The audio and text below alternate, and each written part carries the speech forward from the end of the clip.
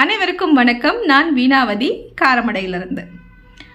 இந்த திராவிட மாடல் முதலமைச்சர் திரு மு.க. ஸ்டாலின் அவர்கள் பாரத பிரதமர் மக்களுக்காக என்ன செஞ்ச நலத்திட்டங்களை பட்டியலிட முடியுமா அப்படின்னு கேட்டிருக்காரு. குறிப்பாக அவர் கோயம்புத்தூருக்கு அடிக்கடி வர்றதுக்கு உண்டான காரணம் என்ன, அவர் கோயம்புத்தூர் மக்களுக்காக என்ன செஞ்சிருக்காரு அப்படின்னு சொல்லிட்டே இருக்காரு. அவருக்கு உண்டான பதில் தான் இந்த பட்டியல். வாங்க பார்க்கலாம்.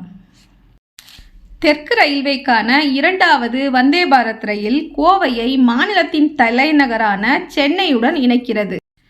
அமிர்த் பாரத் ரயில் நிலைய திட்டத்தின் கீழ் மாநிலத்தின் பழமையான ரயில் நிலையமான போத்தனூர் ரயில் நிலையம் நவீனப்படுத்தப்பட்டு வருகிறது. ஸ்மார்ட் சிட்டி திட்டத்தின் கீழ் 7 ஏரிகள் 350 கோடி செலவில் புனரமைக்கப்பட்டு வருகிறது. மேலும் செயற்கை இழை ஜவுளி உற்பத்திக்கு 10,683 கோடி மதிப்பில் ஒப்புதல் அளிக்கப்பட்டுள்ளது. பிரதமரின் கிசான் திட்டத்தின் மூலம் 6.85 லட்சத்திற்கும் மேல் விவசாயிகள் பயனடைந்துள்ளார்கள். ஸ்வநிதி திட்டத்தின் மூலம் 18,830 சாலையோர வியாபாரிகள் பயனடைந்துள்ளார்கள்.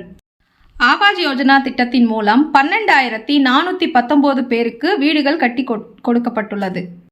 ஆயுஷ்மான் பாரத் திட்டத்தின் கீழ் 78,000த்திற்கும் மேற்பட்டோர் பதிவு செய்துள்ளனர்.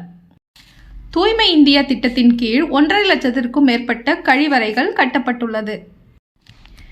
ஜல் ஜீவன் திட்டத்தின் கீழ் 1,85,320 வீடுகளுக்கு குடிநீர் இணைப்பு வழங்கப்பட்டுள்ளது.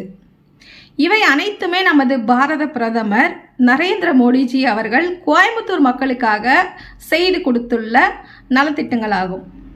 மேலும் நமது கோவை பாராளுமன்றத்திற்கு நமது வெற்றி வேட்பாளர் அண்ணாமலை அண்ணா அறிவிச்சிருக்காங்க.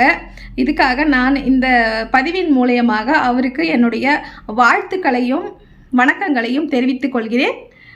நன்றி. ஜெய் பாரத்.